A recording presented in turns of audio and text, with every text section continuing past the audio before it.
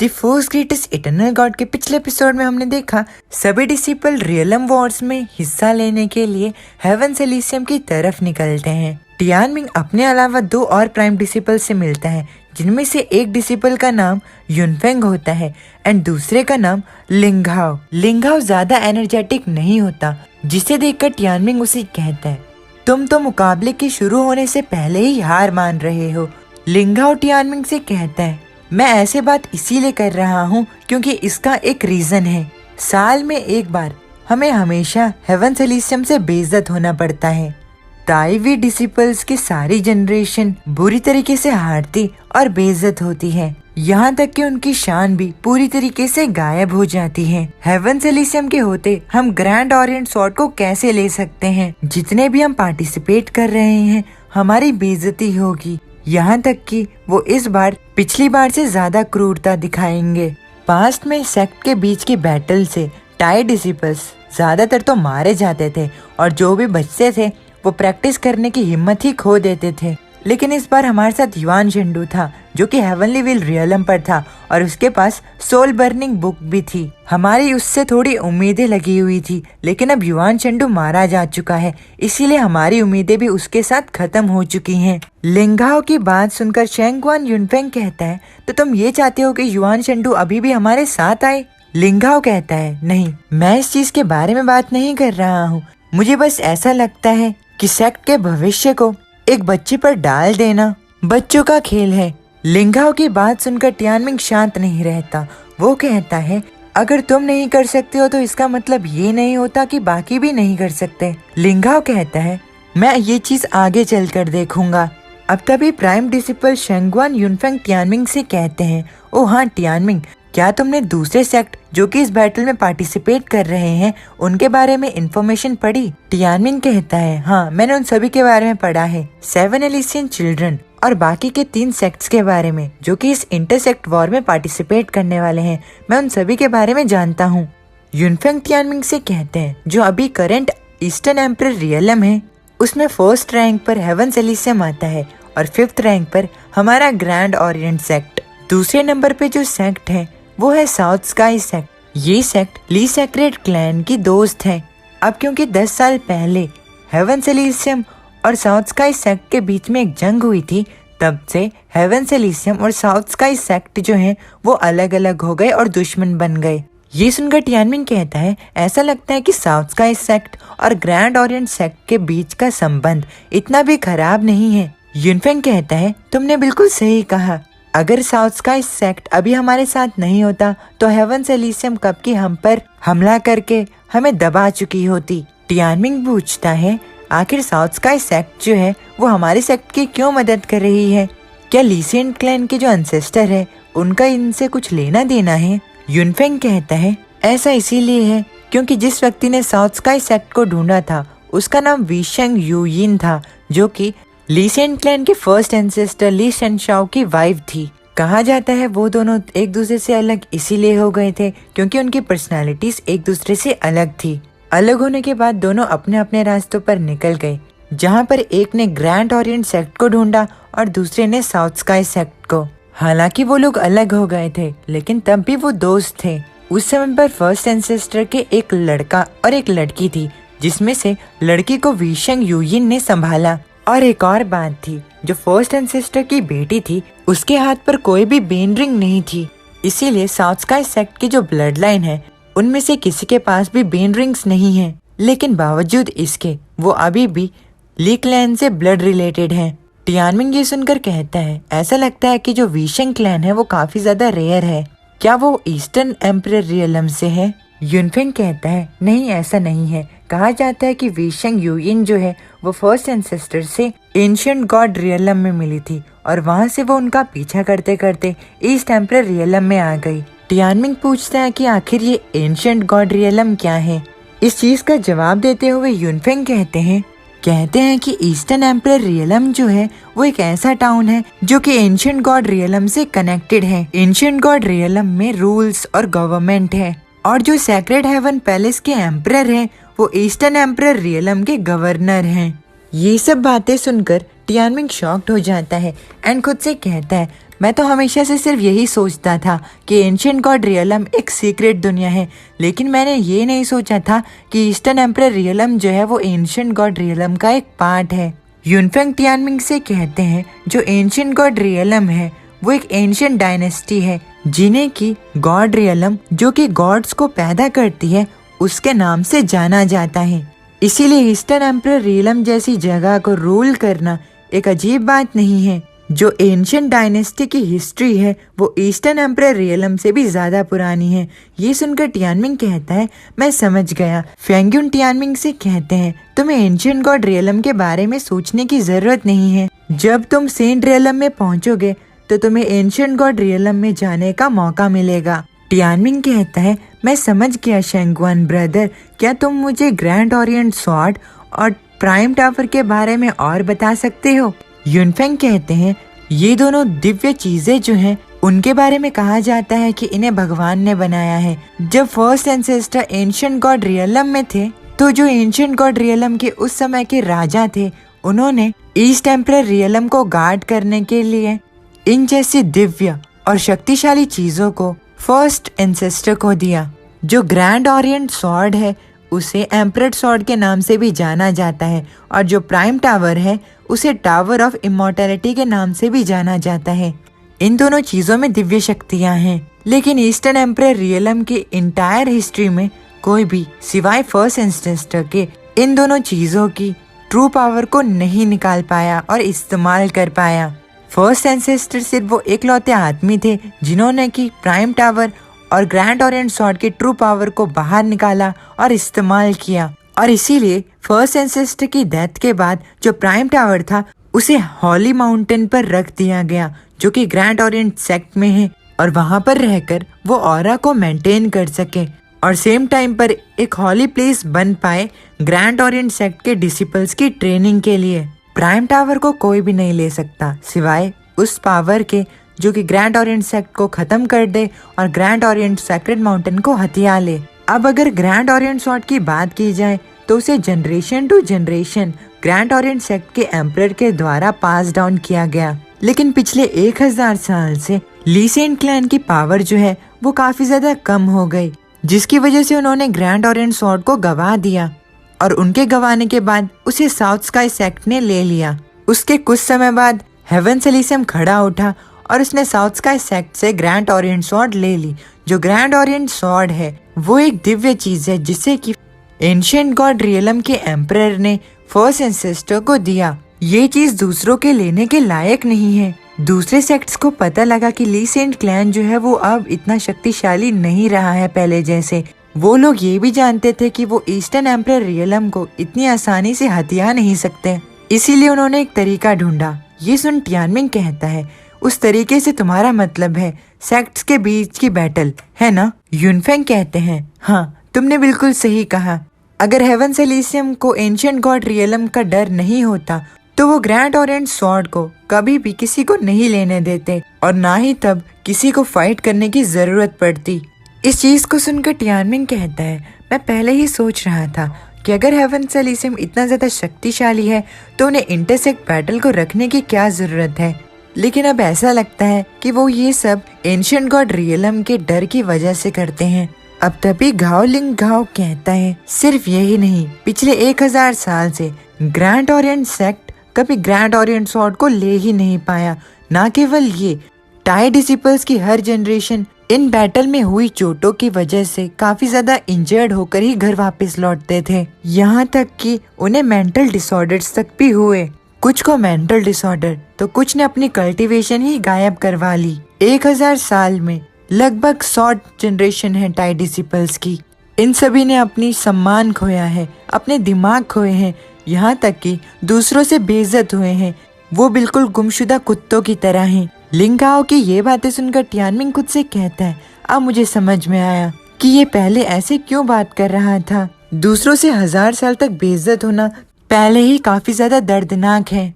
Haven Elysium, South Sky Sect, Onyx Sect, Cloud Mist Sword Sect and Grand Orient Sect, इन सभी sect के top disciples जो हैं वो ग्रैंड ओरिएंट स्वॉर्ड के लिए कम्पीट करेंगे एक दूसरे के साथ। चलो अब देखते हैं कि आखिर में ग्रैंड ओरिएंट स्वॉर्ड किसको मिलेगी। चलो देखते हैं कि इस बार कौन आखिर में हंसता है। कोई भी ये नहीं सोचेगा कि वो ग्रैंड ओरिएंट सेक्ट होगी।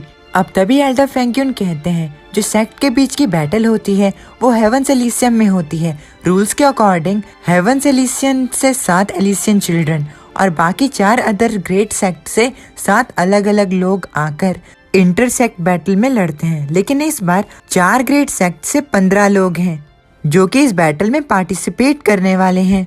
इसीलिए इस बार इन 15 लोगों में से सिर्फ 7 ही लोग होंगे जो कि हेवंस एलिसियम में जा पाएंगे। बाकी के बचे हुए 8 जो हैं वो पहले ही एलिमिनेट हो जाएंगे। सेक्ट के बीच की बैटल से पहले सभी 15 डिसिपल्स को टोंगटियान रोड के ऊपर के स्काई तक पहुंचना होगा। हेवंस एलिसियम ने काफी ज्यादा बीस्ट को तैयार करके रखा हुआ है। तुम्हारे रास्ते पर कांटे बिछे हुए हैं ताकि तुम्हें रोका जा सके। तुम्हें बस स्काई के बीच में आने वाले रास्ते को पार करना है और सबसे पहले 7वां पहला व्यक्ति बनना होगा जो कि हेवन एलिसियम में चढ़ा हो। तुम तीनों को अपना बेस्ट देना है ताकि तुम अपनी जगह को ले पाओ, नहीं तो तुम स्काई तक पहुंचने वाले रास्ते को भी पार नहीं कर पाओगे और उससे पहले ही फेल हो जाओगे। अब कुछ समय उड़ने के बाद वो लोग हेवंस एलिसियम के एंट्रेंस गेट तक पहुंचते हैं। वहां पर पहुंचकर एल्डर फैंक्यून कहते हैं चलो एंट्रेंस गेट पर चलते हैं हेवंस एलिसियम के, ताकि हम रजिस्टर कर सकें। वहां पर चलकर ये शॉकिंग और दूसरों का इंतजार करते हैं और उसके बाद साउथ स्काई सेक्ट से मिलने चलते हैं। अब वो लोग रजिस्टर करने के बाद एल्डर ये शॉकिंग से मिलते हैं। एल्डर फैंक्यून एल्डर शॉकिंग से कहते हैं अब हम लोग वापस मिल चुके हैं तो अब हमें टियानमिन को प्रोटेक्ट करना होगा और युवान फैमिली से सावधान रहना होगा। अब वो लोग साथ मिल जाते हैं। एल्डर शॉकिंग कहते हैं चलो अब साउथ स्काई सेक्ट के लोगों से मिलते हैं। ये सुन एल्डर फैंक्यून कहते हैं हाँ मैंने सुना है कि उनमें से काफी लोग यहाँ पर आने वाले हैं। ये सुन टियानमिन थोड़ा शॉक हो जाता है। अब तभी साउथ स्काई सेक्ट के एम्परर वी शेंग टियानलैन वहाँ पर आते हैं एंड ग्रैंड ओरिएंट सेक्ट के सभी लोगों को ग्रीट करते हैं। एल्डर फैंक्यून साउथ स्काई सेक्ट के एम्परर को अच्छी तरीके से ग्रीट करते हैं। अब जैसे ही टियानमिन साउथ स्काई सेक्ट के एम्परर वीशेंग टियानलैन को देखता है तो वो खुद से कहता है ये सेक्ट एम्परर जो हैं वो काफी ज्यादा यंग दिखते हैं। ये बिल्कुल एक टीचर के एज के हैं। ना केवल ये काफी ज्यादा हैंडसम भी हैं। सच में ये तो वुमेन से भी ज्यादा खूबसूरत हैं। अब टियानलैन एल्डर शॉकिंग को काउंसिल एल्डर बनने पर बधाई देते हैं। ये सुन ये शॉकिंग कहते हैं ऐसा लगता है कि मेरा लक जो है वो तुम्हारी तरह नहीं है, तुम्हारा लक काफी अच्छा है।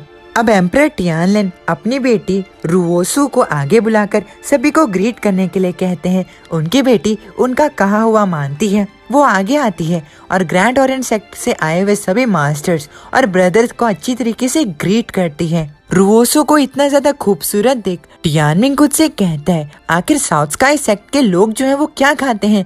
उनके सभी मैन जो हैं वो काफी ज्यादा हैंडसम हैं और जितने भी वुमेन और लड़कियां हैं वो काफी ज्यादा ब्यूटीफुल। अब तभी ये शॉकिंग कहते हैं ये तो बिल्कुल ही बदल चुकी है। जब आखिरी बार मैंने इसे देखा था तब ये 8 साल की थी, अब ये 18 साल की है।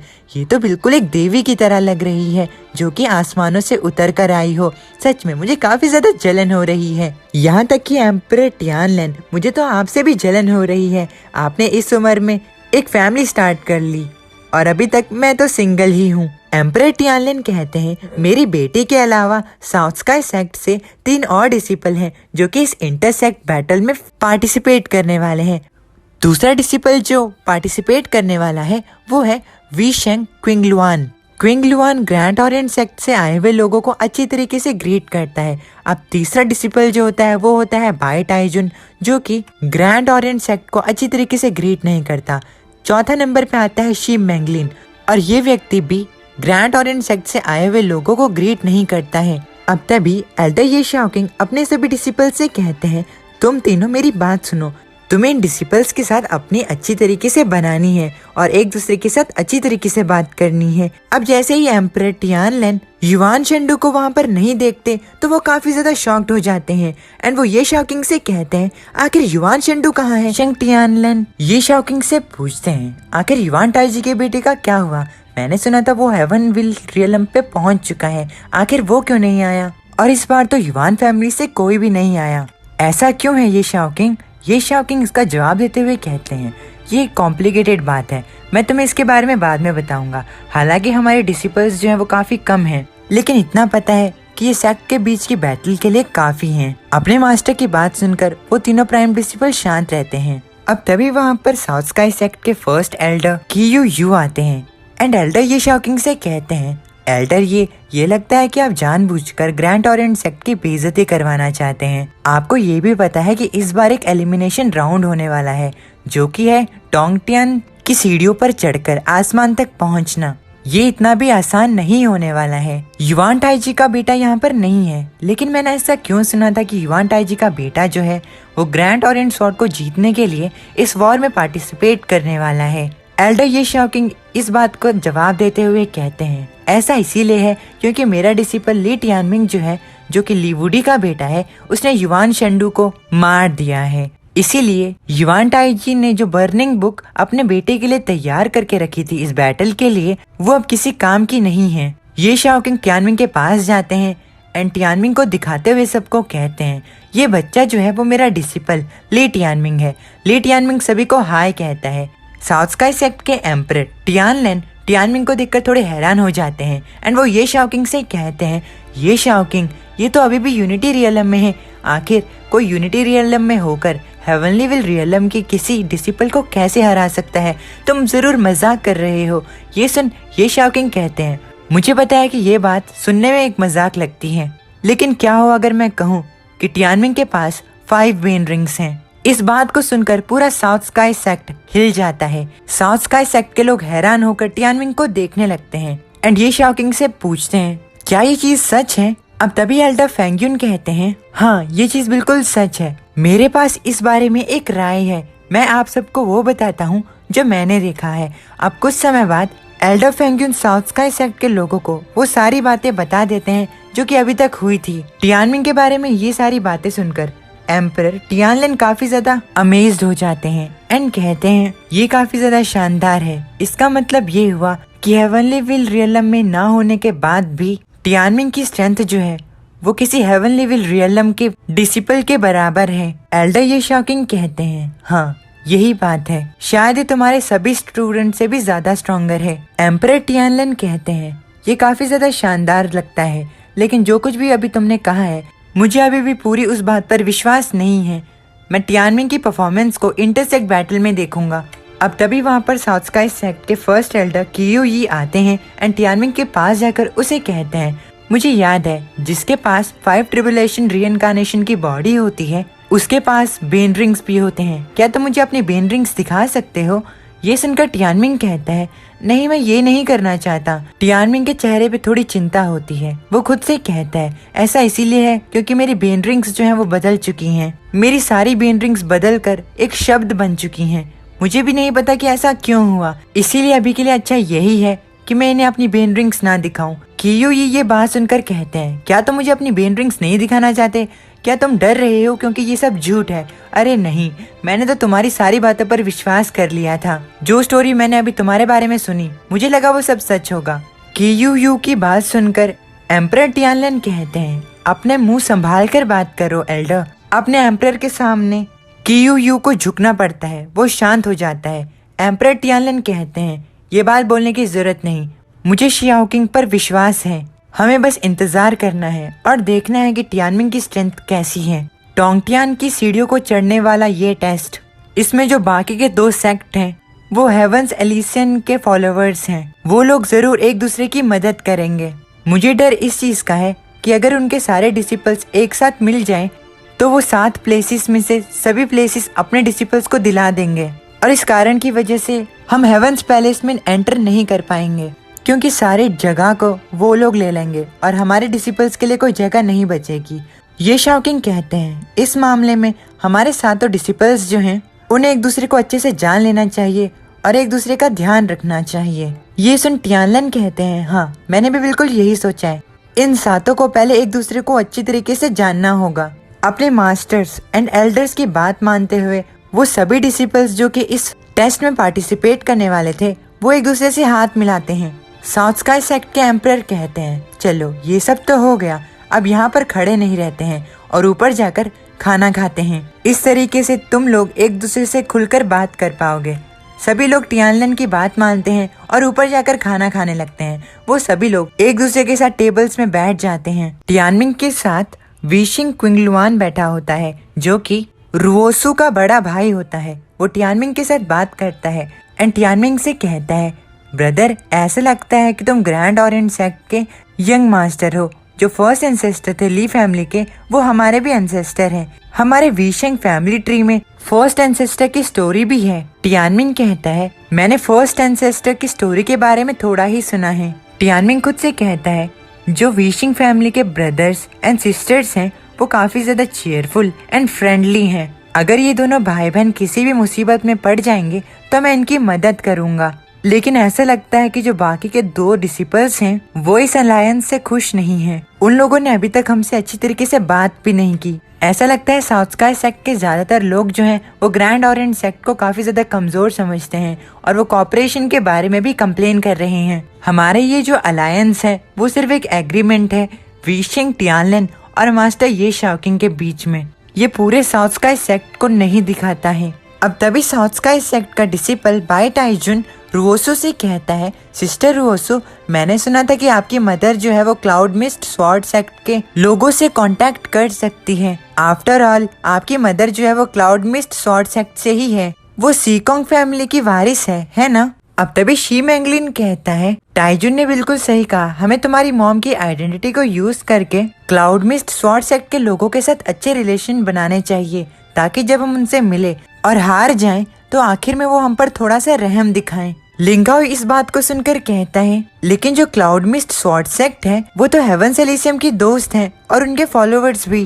क्या साउथ स्काई सेक्ट भी हेवंस एलिसियम को ज्वाइन करना चाहता है? लिंगाओ की इस बात को सुनकर शैंगवन युनफेंग खुद से कहते हैं, जब भी लिंगाओ बोलता है तो हमेशा सच बोलता है। लिंगाओ की बात को सुनकर साउथ स्काई सेक्ट के वो दोनों डिसिपल्स काफी ज्यादा गुस्से में आ जाते हैं एंड वो लिंगाओ से कहते हैं, आखिर तुमने क्या कहा? अब तभी रुओसू कहती है, बाय टाइजुन, शी मिंगलिन, अब बातें करना बंद करो, तुम्हारे शब्द बिल्कुल भी ठीक नहीं। अब तभी वहाँ पर साउथ स्काई सेक्ट की एम्परर की वाइफ सीकोंग लिंग्यू आती हैं एंड उन लोगों को शांत रहने के लिए कहती हैं। अपनी मदर को देखकर रुओसू एंड क्विंगलुआन शांत हो जाते हैं। एम्परर टियानलिन अपने वाइफ से कहते हैं, मैं तुम्हें काफी समय से ढूंढ रहा था, मैंने तुम्हें कहा था कि तुम्हें खाने पर टाइम से आना है।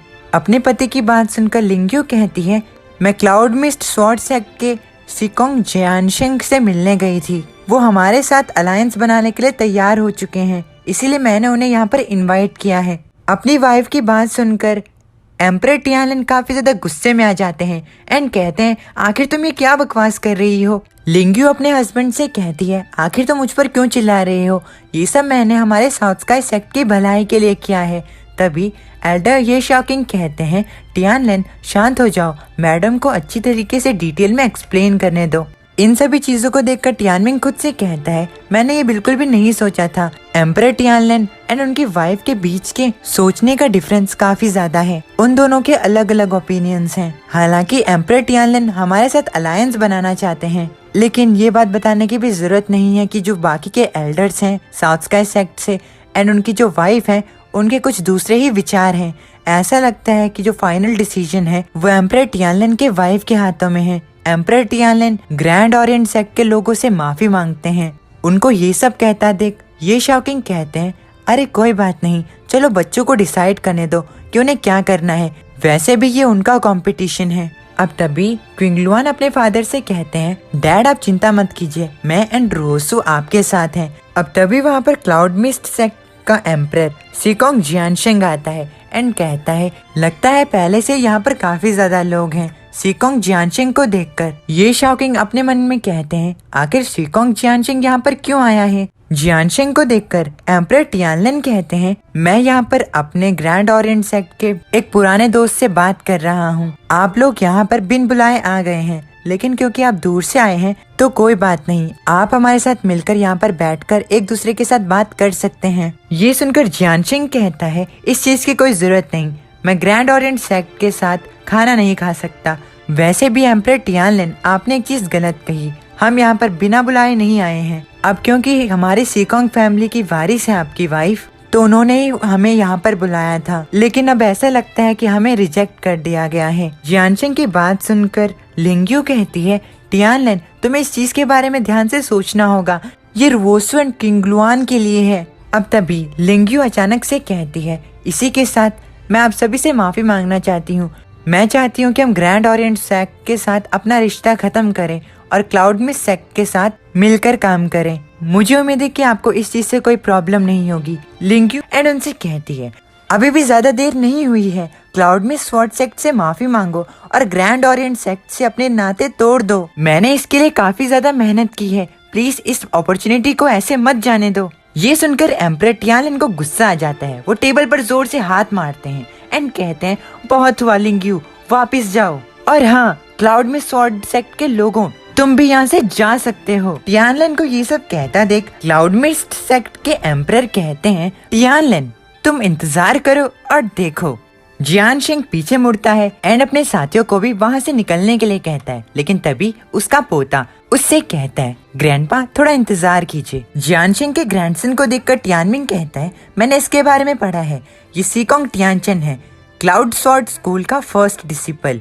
अभी ये एक ट्विन बीस्ट मास्टर है जो कि हेवनली विल स्टेज पर है। टियानचन रुओसो के पास आता है एंड उसे एक गिफ्ट देते हुए कहता है, रुओसो ये तुम्हारे लिए मेरी तरफ से एक छोटा सा गिफ्ट। ये एक जेम है जिसके ऊपर सेंटली हेवनली पैटर्न्स लगे हुए हैं, लेकिन रुओसो टियानचन का गिफ्ट लेने से इनकार कर देती है। टियानचन रुओसो से कहता है, चलो ठीक है, मैं अगली बार तुम्हारे लिए कुछ और लेकर आऊंगा, उम्मीद है कि तब तुम उसे एक्सेप्ट कर लोगी।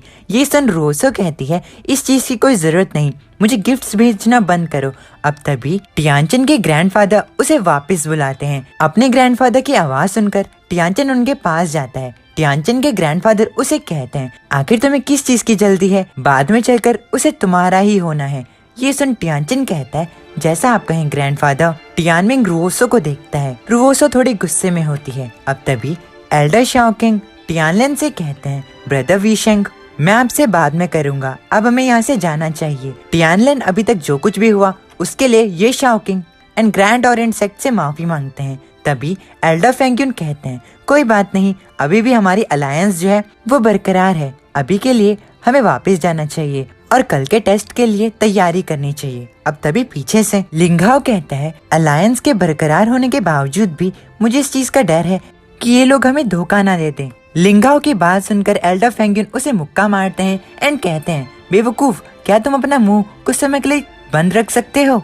अब ग्रैंड ओरिएंट सेक्ट के लोग एम्परर टियानलेन को गुड बाय बोलकर वहाँ से चले जाते हैं। टियानमिंग अपने मन के अंदर कहता है, साउथ स्काई सेक्ट में भी अभी काफी ज्यादा गड़बड़ी है। जिस रोड पर लीसेंट क्लैन अभी चल रहा है वो रोड चलने में इतनी आसान नहीं होगी। काफी ज्यादा रात हो जाती है। टियानमिंग अपने कमरे पर अपने हाथ में प्रिंसेस फीलिंग के नेकलेस को लेकर उसे सहला रहा होता है। फिनिक्स टियानमिंग से कहता है, आखिर तुम इस चीज को इस तरीके से टच क्यों कर रहे हो, ऐसा लगता है कि तुम प्रिंसेस फीलिंग का फायदा उठा रहे हो। ये सुन टियानमिंग कहता है, क्या तुम सिर्फ इसके बारे में ही बात कर सकते हो, और वैसे भी तुम्हें अपना मुंह थोड़ा ध्यान से खोलना चाहिए, नहीं तो मैं तुम्हारा मुंह हमेशा के लिए बंद कर दूंगा। वैसे नेकलेस को इस तरीके से टच करने में बहुत ज्यादा मजा आता है। टियानमिंग के ये बोलते ही उसके हाथ में रखा हुआ प्रिंसेस फीलिंग का नेकलेस थोड़ा चमकने लगता है। ये देखकर टियानमिंग एंड फिनिक्स हैरान हो जाते हैं। टियानमिंग कहता है, अरे नहीं, प्रिंसेस फीलिंग अभी भी हमें सुन सकती है, हालांकि वो अभी भी सो रही है, लेकिन ये किस तरीके का सोना हुआ, ऐसा ही रहा तो मेरी प्राइवेसी का क्या। टियानमिंग की इस हालत पर फिनिक्स जोर जोर से हंसने लगता है। ये देखकर टियानमिंग को गुस्सा आ जाता है एंड वो उसकी गर्दन को पकड़कर उसे दबाते हुए कहता है, आखिर तुम किस तरीके से हंस रहे हो, जल्दी से म्याओ म्याओ को उठाओ, हम अभी प्राइम टावर पर कल्टीवेट कर रहे हैं। अब वो तीनों मिलकर वापस से कल्टीवेशन स्टार्ट कर देते हैं। टियानमिंग कल्टीवेशन के दौरान अपने मन के अंदर कहता है, प्रिंसेस फीलिंग के स्पिरिचुअल अटैचमेंट के बगैर जो मेरी स्ट्रेंथ है वो हेवनली विल से थोड़ी नीचे हो जाती है। मेरी कल्टीवेशन स्पीड जो है वो ब्रेक थ्रू के बाद बढ़ चुकी है। मुझे इस टाइम का इस्तेमाल करना होगा ताकि मैं अपनी लिमिट्स के पार जा सकूं। रात से सुबह हो जाती है। टियानमिंग फाइनली ब्रेक थ्रू कर लेता है एंड अब वो 7th लेवल ऑफ यूनिटी पर पहुंच जाता है। टियानमिंग खुद से कहता है, मैं अब 7th लेवल ऑफ यूनिटी में हूँ। अब मैं बाई टाइजुन, विशिंग क्विंगलुआन एंड सु वुयू से सिर्फ 2 लेवल ही नीचे हूँ। अब आ जाता है टेस्ट का दिन। चारों सेक्ट अपने डिसिपल्स के साथ थ्रू पाथ पे पहुंचते हैं जहाँ से टेस्ट शुरू होने वाला था। चारों सेक्ट तो आ जाती हैं, लेकिन अभी भी हेवन एलिसियम नहीं पहुंचती। इस चीज को देखते हुए टियानमिंग खुद से कहता है, जैसे कि हेवेंस एलिसियम से उम्मीद रखी जा सकती थी, उनके अंदर ही बाकी सभी को इंतजार कराने की हिम्मत है। सभी सेक्ट बेसब्री से हेवेंस एलिसियम का इंतजार कर रहे होते हैं, लेकिन किसी के अंदर भी इतनी हिम्मत नहीं होती कि वो हेवेंस एलिसियम को कुछ बोल सके। टियानमिंग सभी सेक्ट्स को देखकर कहता है, मैं पहले ही साउथ स्काई सेक्ट और क्लाउड मिस्ट स्वॉर्ड स्कूल को देख चुका हूँ। अब ये जो चौथी सेक्ट है यहाँ पर जिन्होंने काले कपड़े पहने हुए हैं, वो जरूर ऑनिक्स सेक्ट होगी। उनके आसपास काली धुंध है और उनके पूरी बॉडी पर जहरीले कीड़े जो हैं वो घूम रहे हैं। ऐसा लगता है ये एक ऐसी सेक्ट है जो कि हर अनकॉमन टेक्निक्स को करती है। अब तभी सभी सेक्ट के लोग आसमान में देखते हैं। आसमान में एक बहुत बड़ा ड्रैगन होता है जो कि गोल्ड का बना होता है। उस गोल्डन ड्रैगन पर हेवेंस एलिसियम के लोग होते हैं। उस गोल्डन ड्रैगन को देखकर टियानमिंग शॉक्ड हो जाता है एंड कहता है, ये कितना अमेजिंग ड्रैगन है। इसकी स्किन जो है वो पूरी तरीके से गोल्ड की बनी हुई है। इसकी पूरी बॉडी जो है वो प्योर गोल्ड की है, इसीलिए इसकी पूरी बॉडी जो है वो एक वेपन की तरह है। शायद ये ड्रैगन जो है वो इमॉर्टल भी है। अब तभी हेवेंस एलिसियम के लोग अपने ड्रैगन से नीचे उतरते हैं।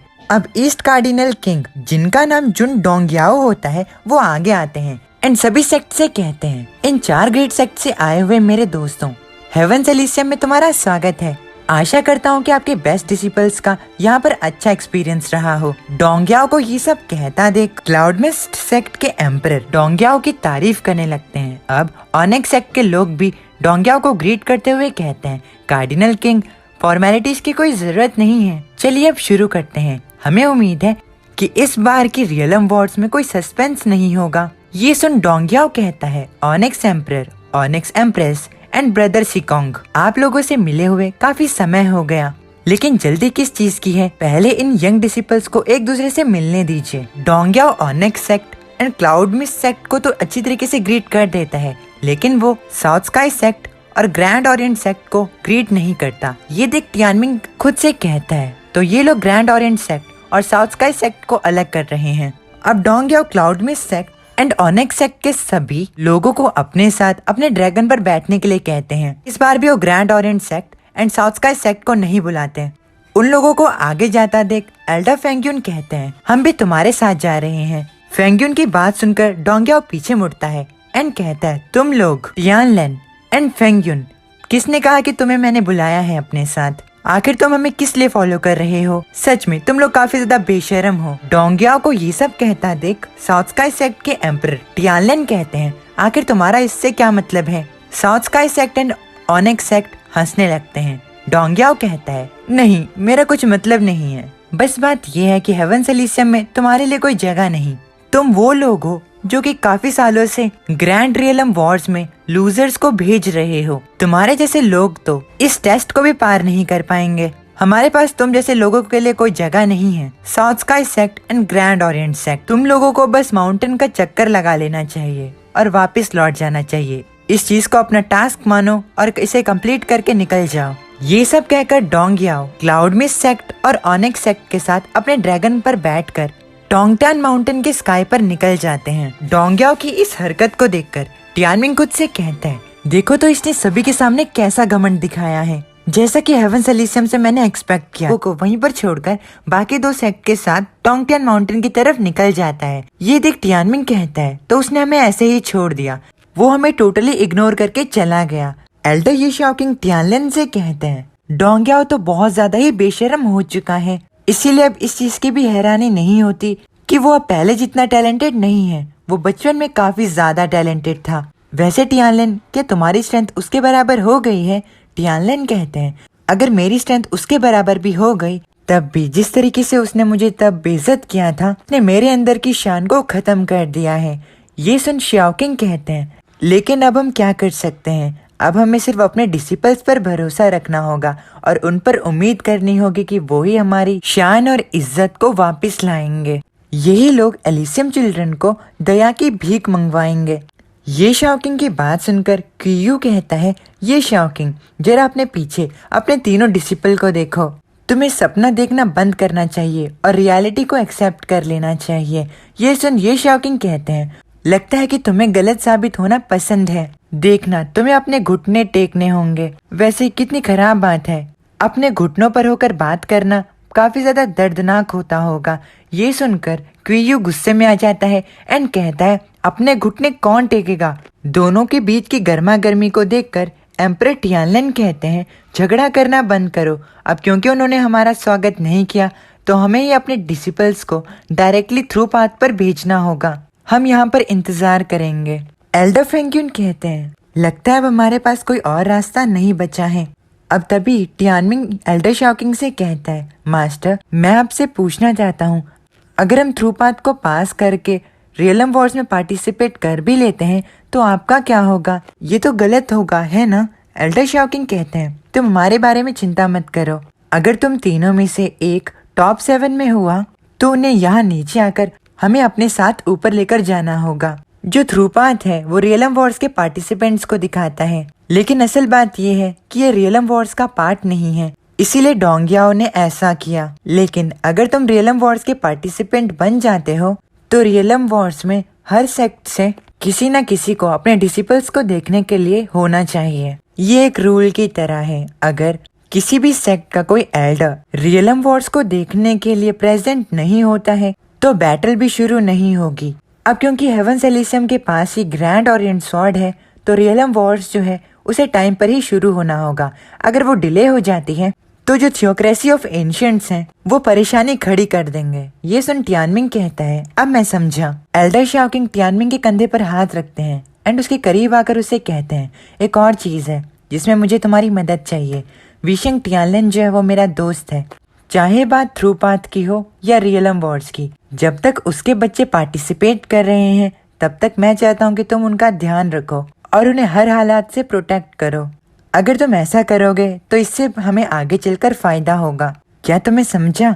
ये सुन टियानमिंग कहता है मैं समझ गया। अब टियानमिंग अपने मन के अंदर कहता है ये सफर काफी ज्यादा उलझनों से भरा हुआ है, लेकिन उसके बाद भी मैं इस पतले और खतरनाक रास्ते को एक चौड़ा और खुला रोड बनाऊंगा। दूसरी ओर डोंगियाओ भी दोनों सेक्ट के साथ थ्रू गेट के पास पहुंच जाता है। सभी लोग इस बैटल को लेकर काफी ज्यादा एक्साइटेड होते हैं और इसे एंटरटेनिंग बताते हैं। क्लाउड मिस्ट सेक्ट का एम्परर कहता है ये बैटल जो है वो जरूर एंटरटेनिंग होने वाली है, लेकिन ग्रैंड ओरिएंट सेक्ट के बारे में मैं नहीं भूल सकता क्योंकि वो हर बार थ्रू पाथ पे बहुत बुरी तरीके से हारते हैं। इस बार हमने साउथ स्काई सेक्ट को एक मौका दिया, लेकिन जो वो बेवकूफ विशिंग टियानलेन है वो इस चीज को समझा नहीं। इसीलिए मैं उसके साउथ स्काई के डिसिपल्स को एक तगड़ी हार के साथ सबक सिखाऊंगा ताकि वो कभी खड़े ना उठ सकें। अब तभी ऑनेक्स सेक्ट का एम्परर कहता है वैसे एम्परर सिकोंग, मैंने सुना कि जो आपका ग्रैंडसन है वो काफी अच्छी तलवारबाजी जानता है,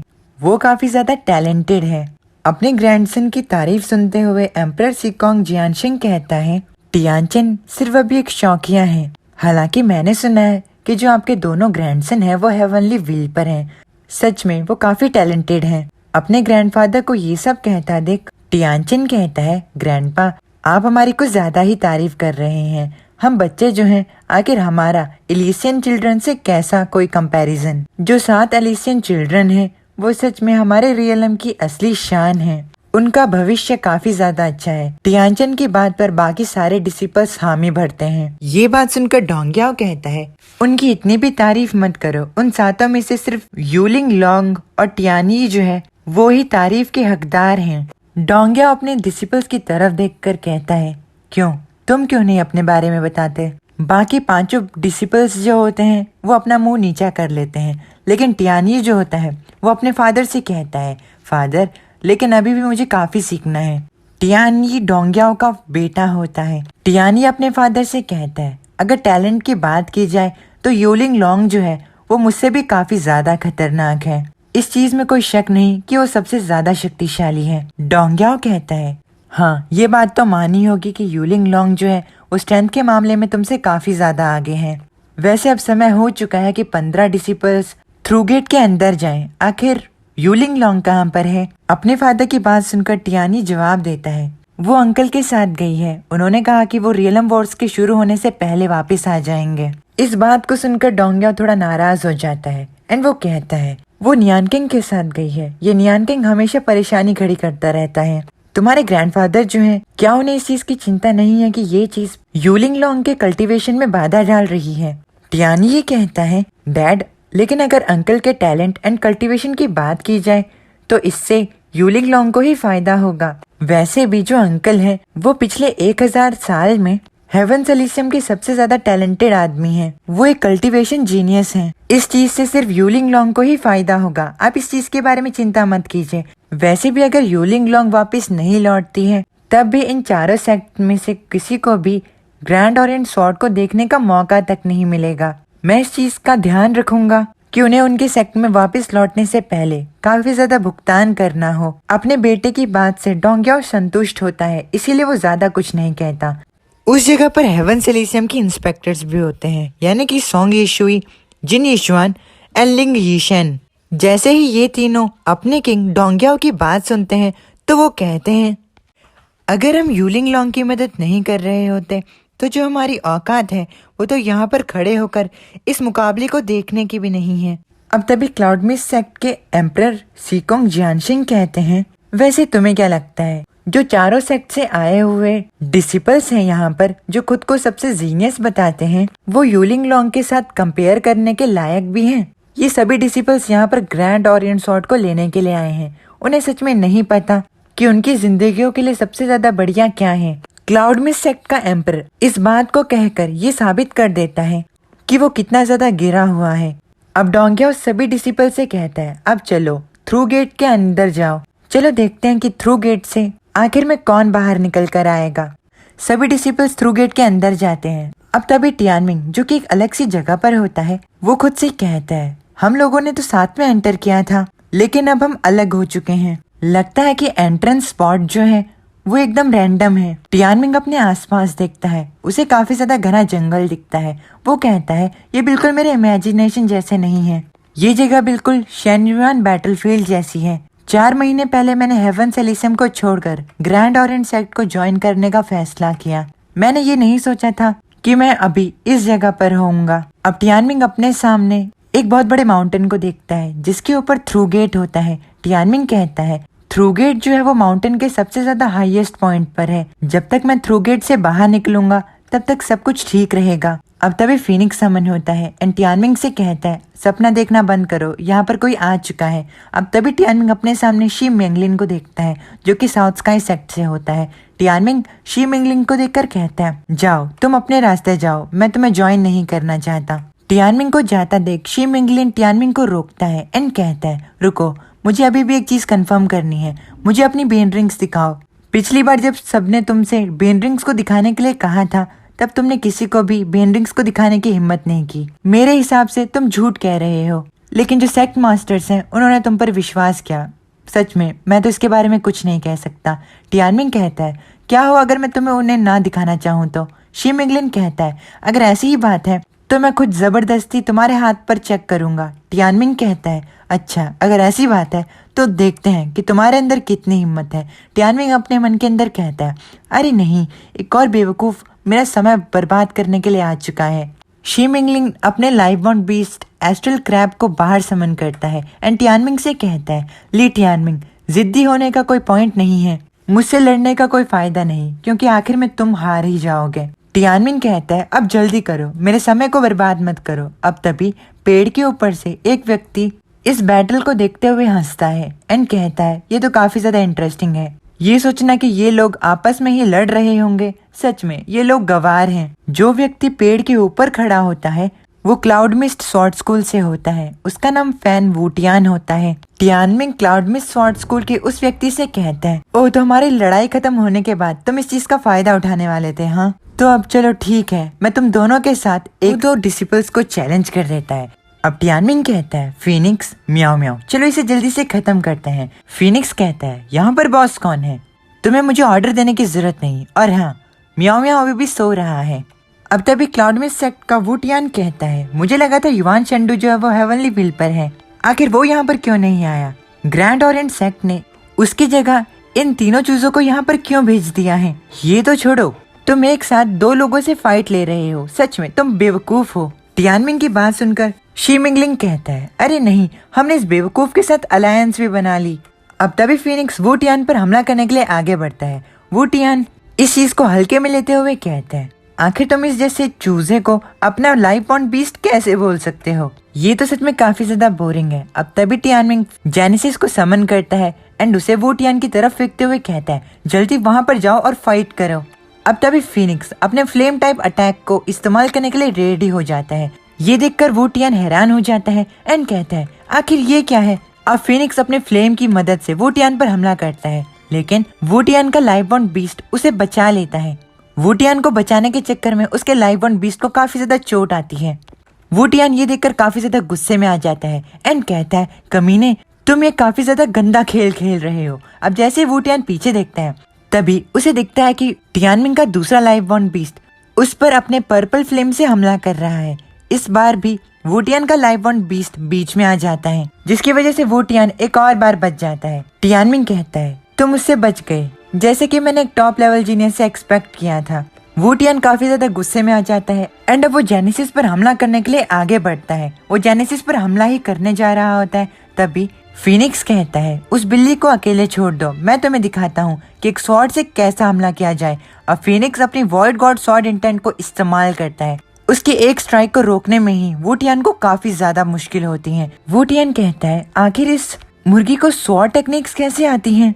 वो टियान अपने मन के अंदर कहता है ये स्वॉर्ड टेक्निक जो थी वो हेवनली रैंक की थी, आखिर ऐसा कैसे हो सकता है? यहाँ तक कि मैं भी हेवनली रैंक स्वॉर्ड टेक्निक को खुद नहीं सीख सकता हूँ। वो टियान अपने गेल ग्रेट स्वॉर्ड आर्ट को इस्तेमाल करता है, लेकिन तभी पीछे से उस पर जेनेसिस हमला कर देता है। ये देख वो टियान कहता है अरे नहीं, पहले उस मुर्गी से लड़ने में मुश्किल हो रही है और अब ये बिल्ली मुझ पर पीछे से हमला कर रही है। दूसरी ओर टियानमिंग शी मिंगलिंग से कहता है अब तुम्हारी बारी है। शी मिंगलिंग कहता है मैं मानता हूँ कि मैंने तुम्हें कमजोर समझा, लेकिन तुम एक साथ दो लोगों को नहीं हरा सकते हो। तुम्हारे लाइफ बॉन्ड पीस के बगैर तुम जरूर मारे जाओगे। टियानमिंग अपने लेफ्ट फिस्ट को ऊपर उठाता है एंड कहता है ये परफेक्ट मौका है मेरे मेटल फिस्ट को इस्तेमाल करने का तुम पर। मैं भी तो देखूं कि मेरी फिस्ट जो है वो हार्ड है भी या नहीं। टियानमिंग की बात पर शी मिंगलिंग हंसते हुए कहता है तुम हार्डनेस का मुकाबला एक क्रैब टाइप बीस्ट के साथ करना चाहते हो? क्या तुम अपने दिमाग को घर पर छोड़ कर आए हो? मैं तुम्हें बता देता हूँ कि मेरा एस्ट्रल क्रैब जो है वो सबसे ज्यादा। अब जैसे शी मिंगलिंग आगे देखता है तो उसे पता चलता है कि टियानमिंग उसकी बात को बगैर सुने उस पर हमला करने के लिए आगे बढ़ता है। टियानमिंग अपनी ट्रिविटा फिन फिस्ट की फर्स्ट फिस्ट स्काई शेकर को इस्तेमाल करता है। मिंगलिन भी अपने एस्ट्रल क्रैब से कहता है एस्ट्रल क्रैब उसके हाथ को तोड़ दो। टियानमिंग अपने स्काई शेकर को इस्तेमाल करता है एंड एक ही झटके में शी मिंगलिन के एस्ट्रल क्रैब के पंजे टूट जाते हैं। ये देखकर शी मिंगलिन काफी ज्यादा हैरान होता है। दूसरी तरफ वो टियान जिसे कि फिनिक्स एंड जेनेसिस से लड़ने में काफी ज्यादा दिक्कतों का सामना करना पड़ता है। फिनिक्स वो टियान से कहता है तुम फाइट पर फोकस नहीं कर रहे हो, ये देखो तुमने एक खाली जगह छोड़ दी। अब फिनिक्स अपनी एक स्वॉर्ड टेक्निक से वो टियान के हाथ को काट देता है। वो टियान अपने कटे हुए हाथ को देखकर रोने लगता है। तभी फिनिक्स कहता है मेरी बात सुनो, दूसरों के धंधे में टांग अड़ाना छोड़ दो, नहीं तो तुम्हें फ्यूचर में काफी ज्यादा दिक्कतों का सामना करना पड़ेगा। अब रोते हुए घर जाओ और अपने उस कटे हुए हाथ को जुड़वा लो किसी से। वो टियान रोते हुए कहता है आज के बाद मैं ऐसा कभी नहीं करूंगा, प्लीज मुझे मत मारो, मुझे जाने दो। वो टियान फिनिक्स एंड जेनेसिस को मॉन्स्टर बताता है एंड रोते हुए वो वहाँ से जाने लगता है। जाते हुए भी वो कहता है ग्रैंड ऑरेंज सेक्ट से मॉन्स्टर्स आए हैं। फिनिक्स वो टियान की इस हालत को देखकर कहता है क्या ये सच में एक टॉप लेवल जीनियस था? इसने तो सच में दुनिया देखी ही नहीं है। दूसरी तरफ टियानमिंग जो कि एस्ट्रल क्रैब को पूरी तरीके से खत्म कर देता है। ये देखकर शी मिंगलिन के मुंह से खून आता है एंड वो कहता है ये कमीना तो काफी ज्यादा स्ट्रांग है, मैं उसे नहीं हरा सकता, मुझे यहाँ से भागना होगा। मैं नहीं चाहता कि मेरा हाथ भी वो टियान के हाथों की तरह कट जाए। सच में ये पागलपन है, वो जरूर एक पेंटाबेन है। मिंगलिन वहाँ से अपनी जान बचाकर भागने लगता है। टियानमिंग ये देखकर कहता है तुम दौड़ने की कोशिश कर रहे हो लेकिन तुम इतने ज्यादा फास्ट नहीं हो। टियानमिंग एक ही झटके में मिंगलिन के सामने आ जाता है एंड कहता है ये इतना बुरा नहीं था, तुम काफी ज्यादा तेज भागते हो है ना? टियानमिंग मिंगलिन के चेहरे को पकड़ता है एंड कहता है क्या तुम अभी भी मेरे बेन रिंग्स को देखना चाहते हो? मिंगलिन के आंखों से उसके आंसू आने लगते हैं। टियानमिंग कहता है क्या तुम्हें विश्वास हुआ कि मैंने युवान शेंडू को रिप्लेस करके अपनी जगह यहाँ पर पक्की की है? अब क्योंकि तुम ये चीज समझ चुके हो तो एक चीज याद रखना कि कैसे आज इतनी ज्यादा बुरी तरीके से मैंने तुम्हें हराया है। अपने ग्रैंडफादर क्वियू को भी बता देना बेन रिंग्स जो हैं वो सिर्फ स्ट्रेंथ का साइन है। उसे रियलम वॉर्स में मेरी स्ट्रेंथ के बारे में पता चल जाएगा, वो अपनी आंखों के सामने मेरी स्ट्रेंथ को देखेगा। दूसरी ओर सभी लोग इस फाइट को एक बड़ी सी स्क्रीन पर देख रहे होते हैं। सभी सेक्ट के लोग टियानमिंग की परफॉर्मेंस को देखकर कह रहे हैं, आखिर ये कौन सा बच्चा है, हमने इसके बारे में कभी नहीं सुना, ये तो सच में क्रेजी है। इस फाइट को होते हुए हेवेंस एलिसियम की इंस्पेक्टर्स सोंग यीशुई, जिन यीशुआन एंड लिंग यीचेन भी देख रहे होते हैं। यीशन टियानमिंग को देखकर कहते हैं, ये सफेद बाल वाला लड़का, ऐसा लगता है मैंने इसे पहले भी देखा हुआ है। तभी सोंग यीशुई कहती है, सफेद बाल, 2 सेंट बीस्ट, एक चिकन और एक बिल्ली, ये तो ली टियानमिंग है वर्मिलियन बर्ड से, आखिर ये कैसे हो सकता है? वो तो साफ साफ। अब तभी जिन यीशुआन कहता है, ये टियानमिंग ही है, इसके बारे में कोई शक नहीं। इसका मतलब ये होता है कि इसने 3 से 4 महीनों में पूरा एक रियलम पार कर लिया। इस चीज को तो यूलिंग लॉन्ग भी नहीं कर सकती है। यीशन कहता है, क्या तुम्हें याद आ रहा है कि ग्रैनी ली ने कहा था कि टियानमिंग लीवुडी का गैर कानूनी बेटा है? क्या इसका मतलब ये है कि उसके पास भी 4 बीन रिंग्स हैं? हम इस चीज को इतने ज्यादा हल्के में नहीं ले सकते, हमें इसके बारे में किंग को बताना होगा। लेकिन जो हमारी पोजीशन है उसकी वजह से एलिसियन किंग जो हैं वो हम पर भरोसा नहीं करेंगे। हमें इस चीज को यूलिंग लॉन्ग को ही बताना होगा, लेकिन इस चीज को हम अभी नहीं कर सकते हैं। हमें थोड़े समय तक टियानमिंग को ऑब्जर्व करना होगा। अब इसी के साथ हमारा ये वाला एपिसोड यहीं पर खत्म हो जाता है। उम्मीद है कि आपको ये एपिसोड पसंद आया। अगर पसंद आए तो प्लीज़ वीडियो को लाइक करके चैनल को सब्सक्राइब करना ना भूलिएगा। मैं मिलता हूँ लोगों से नेक्स्ट वीडियो में। तब तक के लिए अपने फैमिली का ख्याल रखना। माता ने।